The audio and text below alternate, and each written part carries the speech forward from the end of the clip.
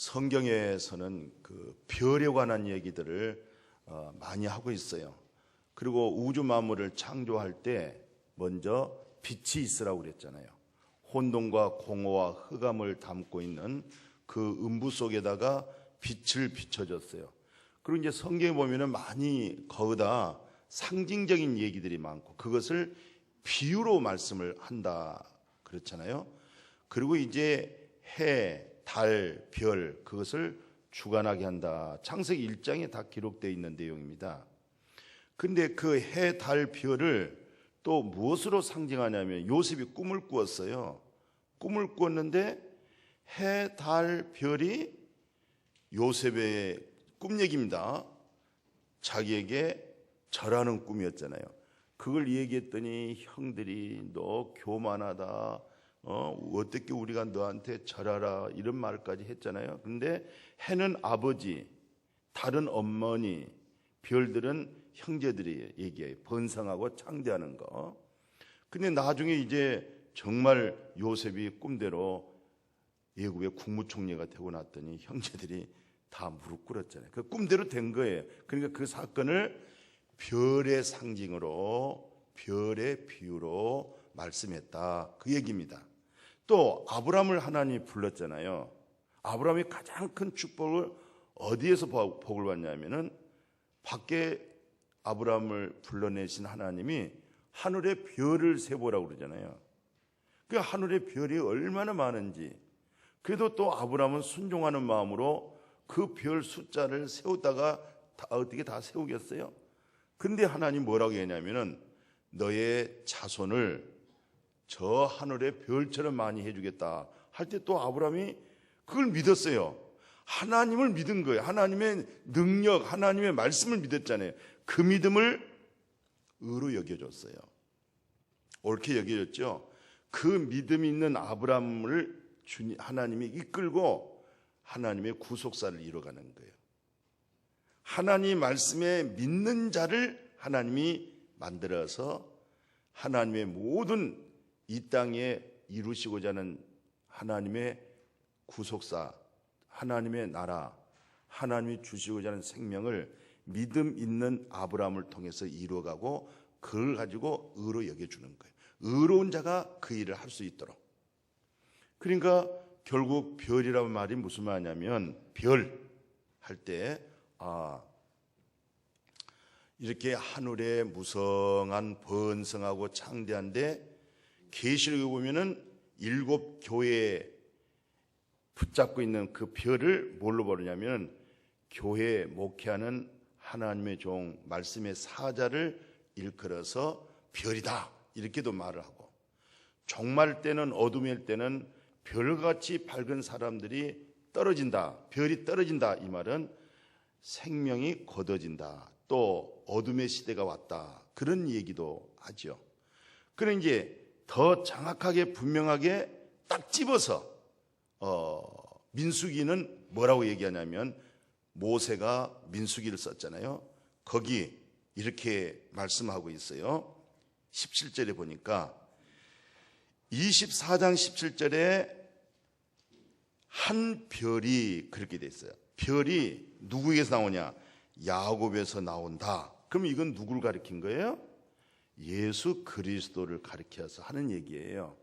그러니까 하나님이 아브라함에게 복수적으로 별들이라 이 말을 갈라디아에서는 그 한 자손들이 아니고 한 사람을 가리키는데 그 한 사람이 야곱에게서 나온 그러잖아요.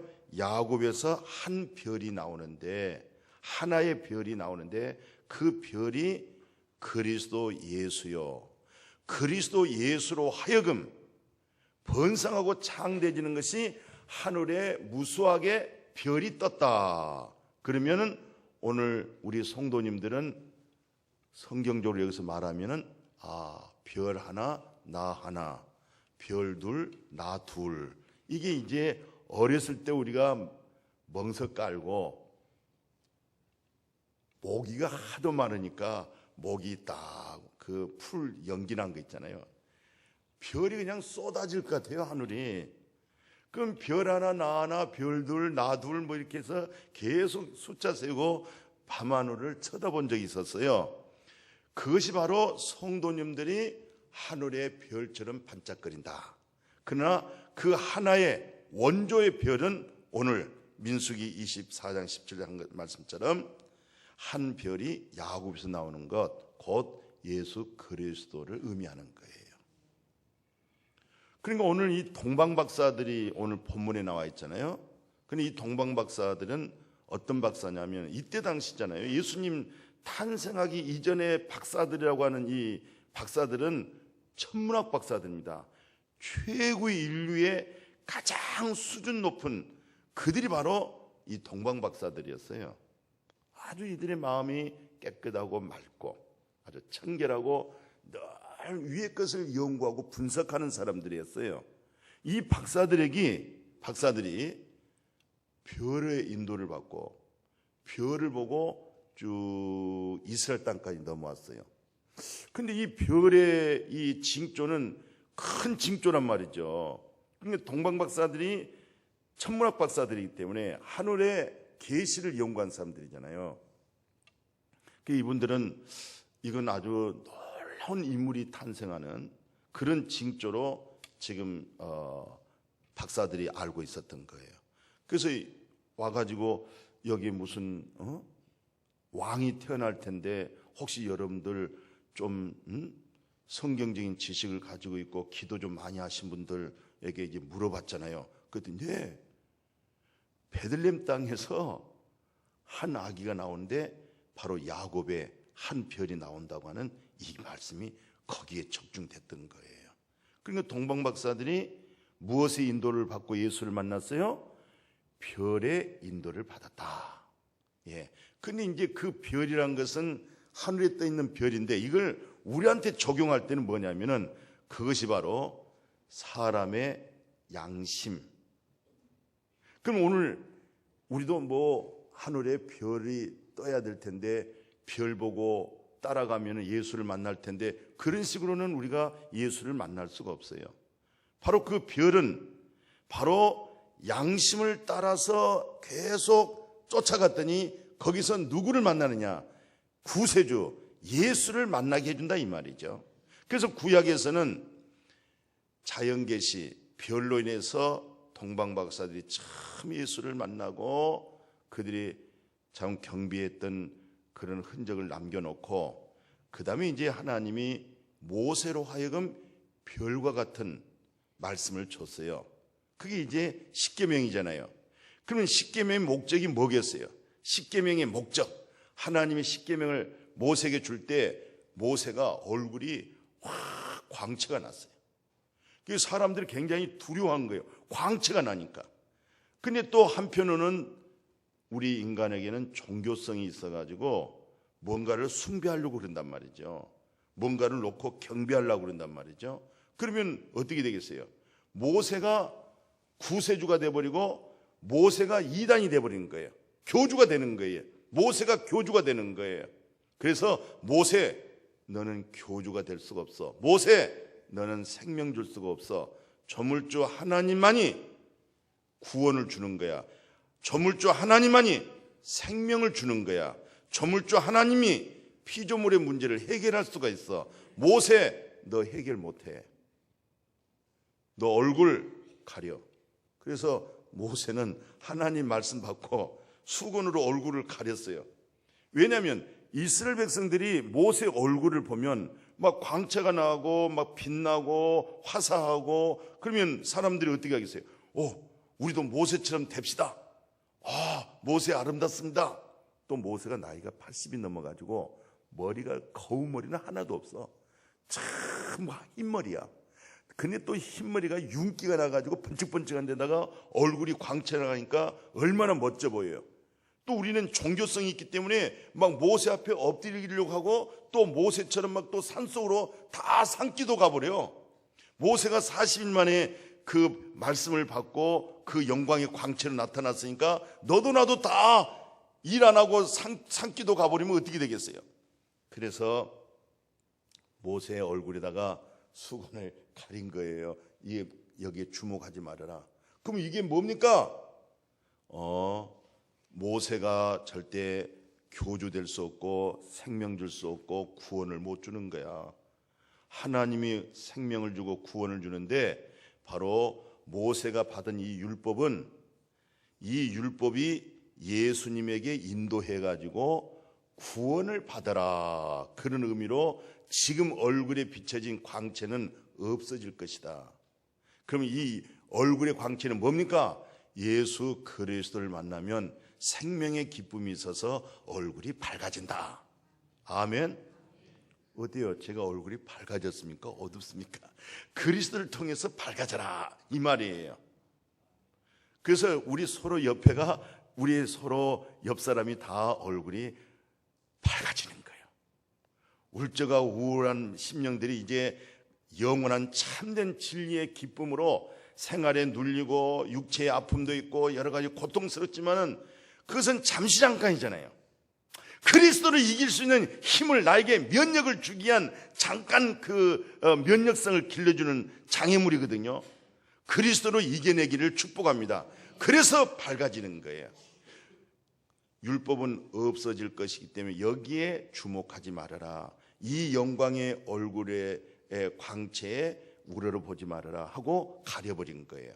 예수 그리스도가 나타나는 생명의 광채가 너에게 들어가리라. 그러면 율법의 목적이 딱 두 가지였어요. 하나, 하나님의 심판이 있다는 것을 알아라, 이 말이에요. 뭐가 있다는 거 알아고요? 그래서 이제 그 로마서에서 사도 바울이 뭐라고 쓰냐면, 바로 율법은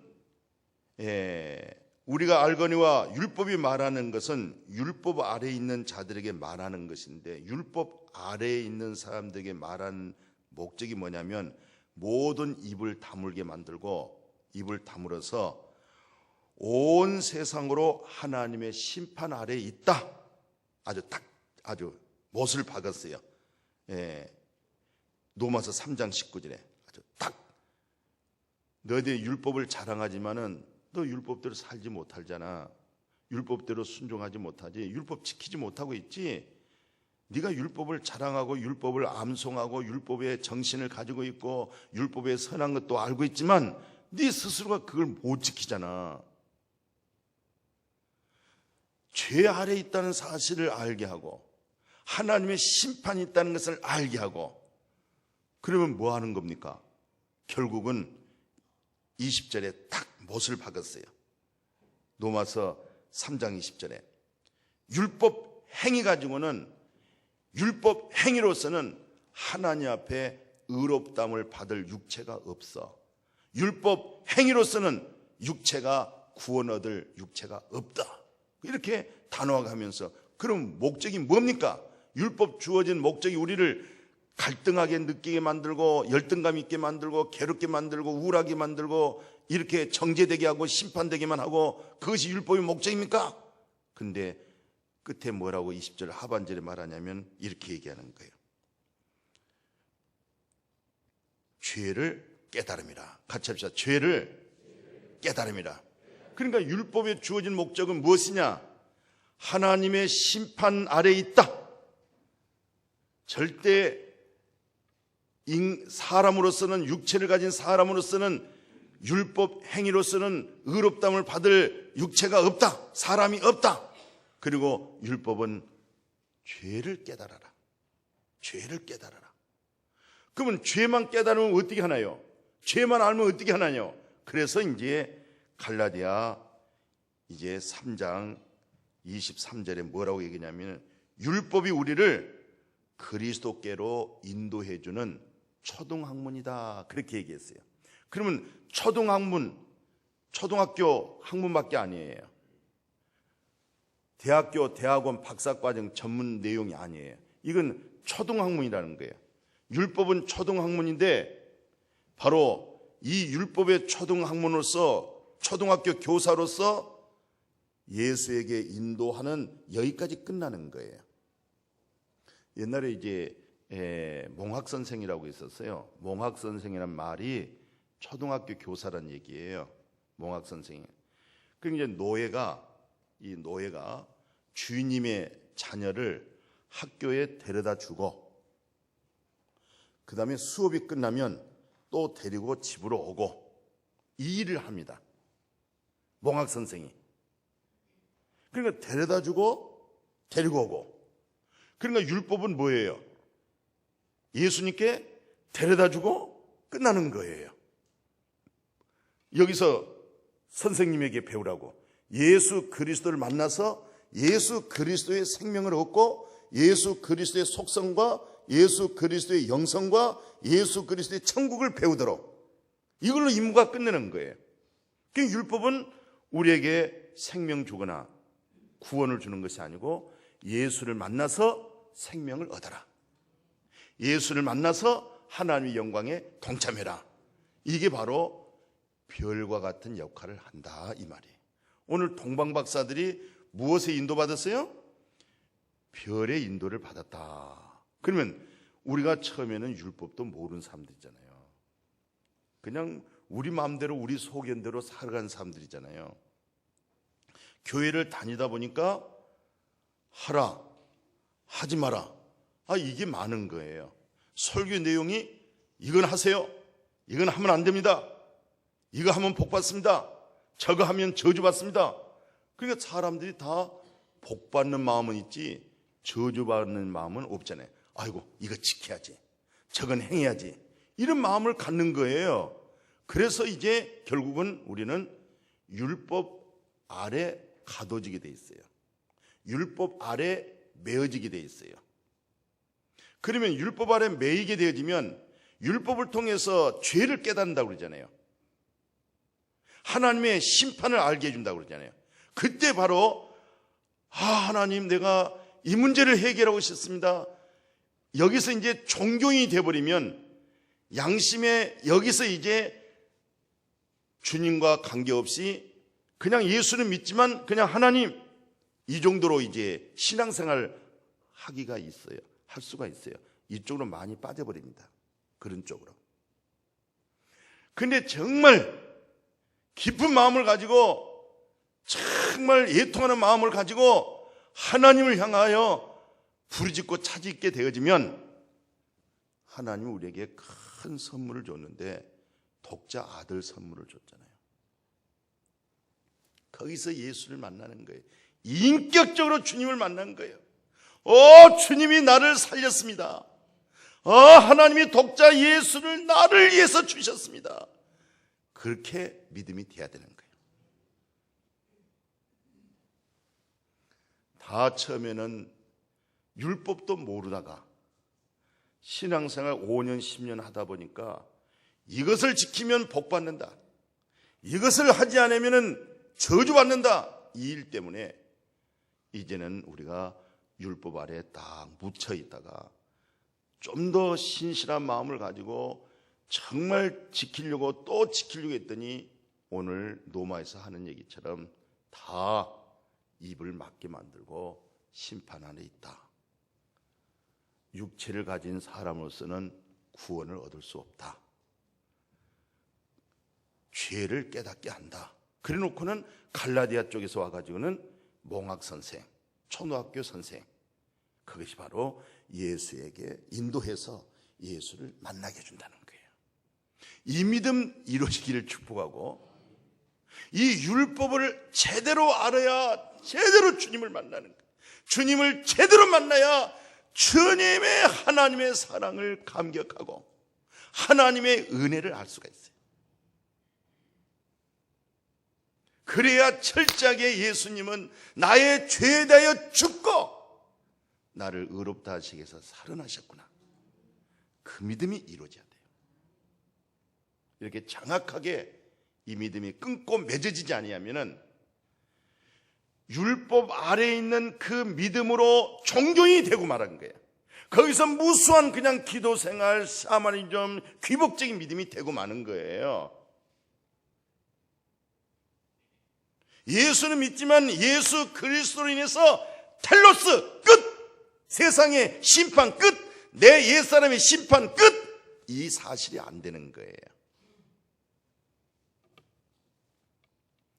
그냥 묻혀서 그냥 가는 믿음 생활이 굉장히 많습니다. 그러나 정말 그런 애통함, 그래서 이제 별은 바로 율법 같은 역할을 했다, 만나겠다 이 말이죠. 그러면 우리 사람에게는요, 마음, 양심이라는 게 있어요. 마음. 그럼 마음이라는 게 뭐냐? 그걸 또 양심이라고 그런단 말이에요. 양심. 그래서 예수님이 마음이 청결하다 이 말은 양심이 청결하다는 얘기거든요. 마음이 청결한 자는 복이 있다, 하나님을 본다, 이렇게 얘기했어요. 마음이 청결했더니 하나님을 본다는 거죠. 근데 요한복음 3장에서는 물과 성령으로 거듭나면 하나님을 본다고 그랬어요. 하나님을 본다 이 말은 하나님 나라를 들어간다, 하나님 나라를 들어간 사람은 하나님을 본 사람. 그러면 마태복음 5장에서 말하는 산상설교의 마음이 청결하다 이 말은 영혼의 깨끗함을 의미하는 거예요. 그러면 동방박사들은 별의 인도를 받고 예수 만나고, 유대인들은 정말 율법이라고 하는 것은 전부 하나님의 심판 아래에 있다, 이 사실을 알게 만들고 죄를 깨닫게 하고, 그리고 그 몽학선생, 초등학교 선생, 그 율법은 예수 그리스도에게 인도해 주는 걸로 끝나는 거예요. 그러면 누구한테 배우겠어요? 예수님으로부터 배워주는 거예요. 그래서 그리스도를 얻고 그리스도를 아는 지식이 가장 고상하다. 그러니까 이제 그리스도란 생명의 속성을 갖게 되어지고, 그리스도에 대한 생명의 영성을 갖게 되어지고, 인격을 갖게 되어지고, 성품을 갖게 되어지고, 그래서 그것을 일컬어서 따라서 하세요. 신성품, 그리스도의 마음. 그거 없는 사람들은요, 아직 지금 안 돼 있어요. 지금 그리스도의 마음, 신성품, 거기까지 되어질 때 이제는 계속 그리스도에게서 배워가는 거예요. 주님에게서부터 배워가는 거예요. 왜? 우리에게 처음에 우리를 창조할 때 하나님의 형상으로 우리를 창조했거든요. 생기를 불어넣었거든요. 그것이 이 땅에서 살면서 완성하게 다 이루어져 가게 될 줄로 믿습니다. 그래서 이 양심이 또 어디서 출발하냐면요, 아담과 하와가 하나님의 중심된 마음에서 세상 것으로 돌렸잖아요. 마음을 먹음직스럽고 보암직스럽고 지혜롭게 할 만큼 이쪽으로 딱 눈길을 돌려버리니까 이쪽 영광이 딱 가려지는 거예요. 이쪽 영광이 한쪽을 못 봐버리잖아요. 이쪽이 눈이 열려버리는 거예요. 여기서부터 이제 어떻게 하니 먹음직스러운 삶, 보암직스러운 삶, 이 세상에서 100년 동안 어떻게 잘 살 것인가, 땅의 삶으로 만들어가는 거예요. 이때 아담아 아담아 너 어디 있느냐 그랬더니 부끄러워서 두려워서 하나님의 음성으로 숨었다. 누가 너 그거 알게 해줬어? 여기서 양심의 소리가 들리는 거예요. 마음의 소리가 들리는 거예요. 여기서부터. 그러면 이 마음이라는 거, 이 양심은 무슨 역할을 하느냐? 결국 이 양심도 별과 같이, 율법과 같이 나를 어디로 인도해요? 예수 그리스도에게 인도해서 거기서 해방받고 구원받고 살게 만들어주는 거예요. 그래서 예수님이 산상설교에다가 뭐라고 얘기하냐면, 구약적인 개념에서 네가 하나님 앞에 예배드리기 위해서 봉투 준비하고 예물 염소 끌고 가서 예배드리러 가다가 양심에 마음에 송사받을 일이 생겼어. 아, 내가 잘못했구나. 그러면 그 죄가 양심에서부터 송사를 받았으니까 나를 고발했잖아요. 양심이 나를 고발한 거예요. 양심이 나를.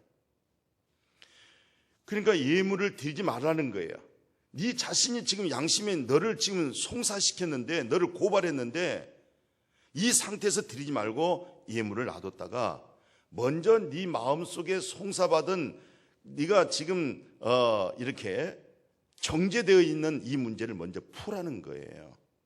네가 이거 풀지 아니하면, 이 정제 문제를 해결하지 않으면, 이 송사 문제를 처리하지 않으면 너를 재판장에다 내주고 재판장은 너를 판결해서 감옥에다 집어넣고, 그러면 어디 들어가요? 감옥생 한다는 얘기죠. 이 감옥이 뭐냐면 지옥을 의미하거든요. 재판장이 누굽니까? 하나님을 얘기하거든요. 여기서 송사는 뭐냐면 내 양심이 나를 송사했다는 얘기거든요, 지금. 그러면 양심이 나를 송사할 때 해결할 점은 양심의 소리를 듣고 내가 사람에게 찾아가서 내가 화해하고 용서를 빌고 또 그런 대가성을 삭개오처럼 절반의 재산을 나눠서 가난한 자에게 주고, 남는 것은 내 마음속에 송사되어져 있는 모든 부분에 4배로 갚아주겠습니다. 율법적으로 내가 4배를 갚겠습니다. 10,000원의 세금을 갖다가 40,000원 받는 거, 그거 전부 다 4배로 다 보상하겠습니다. 다 여기서 받은 송사 문제를 처리한다는 얘기잖아요. 그러면 저를 포함해서 우리 한번 생각해 보십시다. 우리가 일주일 동안 살면서 정말 양심대로, 정말 마음의 신실함으로 그렇게 살아왔습니까? 못했죠. 그렇게 살아왔다 한 사람들은 아직 구원을 못 받아요. 하나님의 은혜의 사랑에 대해서 감격할 수가 없어요. 그래서 예수님은 빨리 화해하라는 거예요. 그럼 바로 그 화해가 하나님과 나 사이의 화목제물이 예수 그리스도십니다. 나를 하나님과 화목하게 하시고 내 형제 나의 그릇됨을 내가 사랑을 입게 하고 그 잘못을 깨우쳐서 다시 하나님과 수평의 관계가, 수직의 관계가 수평의 관계로 만들어주시는 거예요. 그래서 인권이 회복도 되고 또 하나님의 관계가 회복되고 모든 인권과 신권과 물권이 다 하나님의 관계에서 이루어지게 될 줄로 믿습니다. 그래서 정말 그 복음에 대해서 히브리 저자가 아주 잘 기록합니다. 뭐라고 기록하냐면, 히브리서 잘 아시죠? 10장 9절에 보면 예수님이 하나님의 뜻을 행하러 왔다는 거예요. 하나님의 뜻. 무슨 뜻이에요? 하나님의 뜻. 10장 9절에 그러잖아요. 내가 하나님의 뜻 행하러 왔습니다. 10절에. 그러면 하나님의 뜻이 뭐야? 내가 바로 예수 그리스도 아니십니까? 내가 하나님께 제물로 드리겠습니다. 하나님이 나를 받으시고, 저들 다 아담 안에서 다 죽은 자들입니다. 허물과 죄로 다 죽었습니다. 보암직 먹음직 지혜롭게 할 만큼 세상 길을 따르는 자들입니다. 예수님이 죄 없는 예수 그리스도를 하나님이 받으시고 우리의 죄짐을 주님에게 담당하게 하시고 우리의 짐을 예수님이 지고 저 골고다 언덕에 올라가서 무서운 하나님의 거룩과 공의 심판을 받으시고 정리하시고 하나님의 거룩이 이루어진 거예요. 이게 하나님의 뜻이었고 예수님은 이 뜻을 자기 몸으로 이루어드린 거예요. 그래서 이것이 우리 성숙한 그리스도인들은 그러잖아요. 예수 죽이는 것은 내가 짊어짐으로 사망은 내 안에서 역사하고, 그리고 생명의 냄새, 생명의 능력, 생명의 놀라운 증거는 듣는 너희들에게서 생명이 이루어지리라. 이건 성숙된 그리스도인들의 서로의 교제의 아름다움이에요. 이런 믿음으로 우리가 자라가기를 축복합니다. 이제 자기를 위한 것이 아니라 덕을 위하고 하나님의 영광을 위하고, 이런 믿음으로 한번 생각해 보십시오.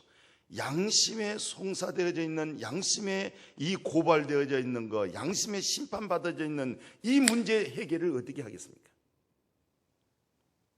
처리가 안 됩니다.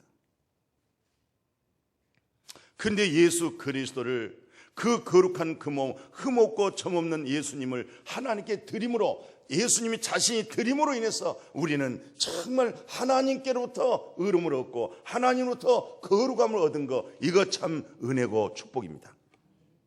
이 일을 이루시기 위해서 하나님이 성육신하시고 이 세상에 오신 거예요. 그 양심에 송사받아가지고 가룟 유다는 자살하잖아요. 내가 죄 없는 예수를 은 30년 받고 팔아넘겼구나. 그래도 양심의 소리를 듣고 자살은 하지 마세요. 가룟 유다는 자살했지만 베드로는 회개했잖아요. 베드로도 예수님의 제자, 가룟 유다도 예수님의 제자였어요. 근데 가룟 유다는 예수님이 지금 장소에 어디 있다 그것을 가르쳐 주는 걸로 해서 은 30을 받고 그 장소를 알려주고 껌껌한 밤에 12명이 11명이 있는데 내가 입 맞추는 그자가 예수니까 너희들은 잡아라 그러잖아요. 평소에 예수님의 제자들을 거느리고 에덴 동산에 가서 기도를 해온 장소잖아요. 그럼 오늘 밤에 예수가 거기가 있을 테니까 너희들이 예수를 잡아라. 껌껌할 때 내가 딱 입 맞춘 자가 그게 예수니까 잡으라 하고 약속하고 은 30냥을 받았던 거예요. 나중에 봤더니 정말 예수님이 정말 순전한 사람이었고 하나님의 뜻을 이룬 사람이었고 영원한 생명으로 나타난 분을 가룟 유다가 깨닫고 양심의 정죄가 되어서 성경에 뭐라고 되어 있냐면 그대로 제가 읽어드리면 이렇게 말씀하고 있어요. 그들이 이제 이 말씀은 이제 마태복음 27장 3절 6절인데 그때 예수를 판 유다가 그 정죄됨을 보고 스스로 뉘우쳐 목매어 죽더라. 목매달려 죽었다 이렇게 돼 있어요. 스스로 양심의 정죄가 되고 심판이 되고.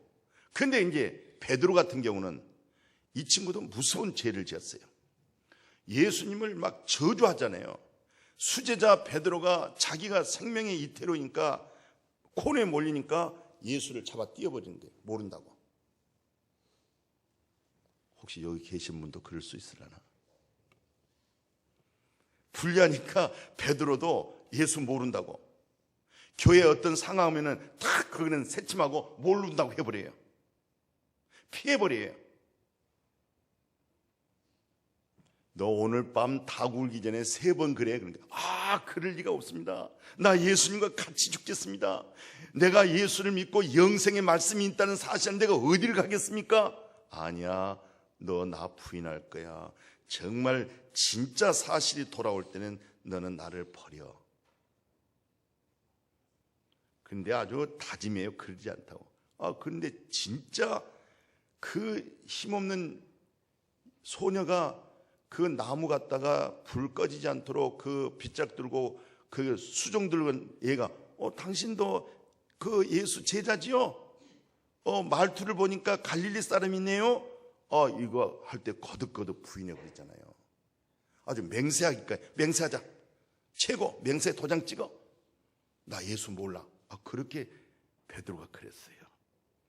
그렇게 3번 하니까 진짜 그 시간이 야밤부터 시작해서 새벽닭까지 우는 그 시간에 진짜 새벽닭이 딱 울잖아요. 꽃기할 때 양심의 마음에 크게 찔림을 받고 예수의 말씀에서 밖에 나가서 막 엉엉 울기 시작합니다.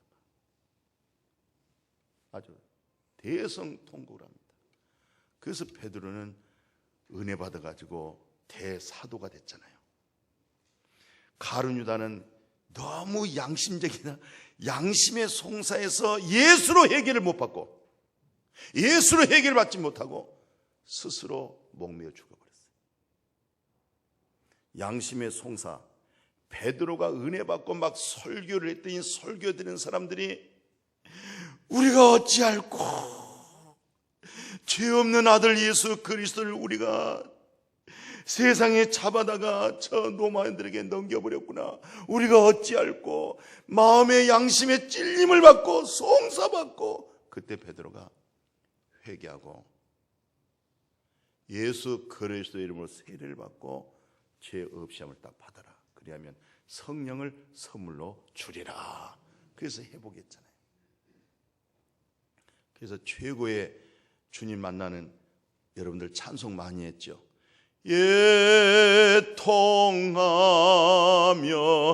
회개한 마음 충만하게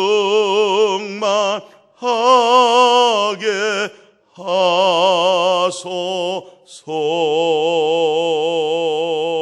할렐루야. 하나님이 제일 기뻐하신 것이 상하고 통회하는 마음을 받으세요.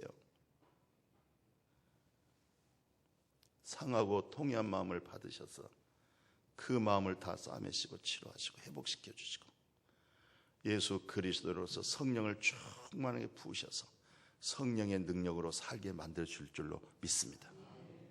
그러니까 그 양심이 정말로 성경에서는 예수 그를 통해서 히브리 여자가 뭐라고 얘기하냐면은 영원하신 성령으로 말미암아 흠은 자기를 하나님께 드리는 그리스도의 피가 너의 양심의 죽은 행실, 네 양심상 너 못된 행실 많잖아. 보암직 먹음직 지혜롭게 할 만큼 네가 육신에 팔려 있는, 그러니까 양심 자체가 죽어 있는 거예요. 양심이 마비되어 있는 거예요. 완전히 이 양심이 무엇과 연합이 되냐면은 보암직 먹음직 지혜롭게 할 만큼으로 이 양심이 같이 짬뽕되어 있는 거예요. 끄집어내고 분리시켜야 되는데 분리가 안 되는 거예요. 하나님도 믿고 예수도 믿고 성령도 믿고 다 하는데도 불구하고 그 양심 자체가 보암직 먹음직 지혜롭게 할 만큼 연합이 되어 있기 때문에 경건의 능력이 상실되어 있고 경건의 모양은 갖추고 있는 거예요. 그럼 오늘날 아무리 천사 같은 말을 해도 말씀 속에 나타나는 말씀을 통해서 생활에서 우러나오지 않는 당신의 기도는, 당신의 설교는, 당신의 신앙생활은 쓰레기다. 얻어질 가치가 하나도 없다. 하나님의 말씀이 능력으로 내 생활에 묻혀서 나올 수 있는 기도, 묻혀서 나올 수 있는 찬송, 묻혀서 나올 수 있는 말씀, 이런 일에서 경건의 능력으로 세워지는데 양심이 살았단 말이죠. 마음의 그릇이 이제 하나님을 담는 그릇이 되었단 말이죠. 만물보다 부패하고 타락한 마음, 만물보다 부패하고 타락한 양심, 예수 그리스도의 보혈의 피로 흰 눈보다 양털보다 깨끗하게 하셔서 그걸 일컬어서 참마음이라 그렇게 얘기하는 거예요. 같이 합시다. 참마음. 그것을 하나님과 연합된 온전한 믿음이라고 그렇게 얘기하는 거예요. 그래서 진짜 동방박사들은 참마음과 온전한 믿음이 되었다는 것이 무엇으로 나타났냐? 황금을 가지고 왔어요. 몰약을 가지고 왔어요. 유황을 가지고 왔어요. 황금이 뭐예요? 당신은 하나님의 나라의 만왕의 왕입니다라고 하는 예물에 황금을 갖다 준 거예요. 당신은 하나님과 우리의 최고의 중보적인 제사장입니다. 유황을 갖다 준 거예요. 당신은 죽어도 사는 새로운 몸으로 썩지 않는 몰약을 갖다 줬던 거예요. 오늘 성탄절 예수 그리스도는 우리의 왕이십니다. 그런 믿음 되시기를 축복하고, 별의 계시는 율법의 계시요, 율법의 계시는 양심의 계시요, 결국은 그것은 우리를 인도해서 예수 만나서 옛사람 보암직 먹음직 지혜를 만큼은 죽게 만들고 새로운 하늘문이 열려서 신령한 하나님의 나라 안에서 먹고 마시고 살아가게 해주신 줄로 믿습니다. 이게 바로 성탄절입니다. 이 은혜가 이제로부터 영원히 함께하기를 축복합니다. 하나님 감사합니다.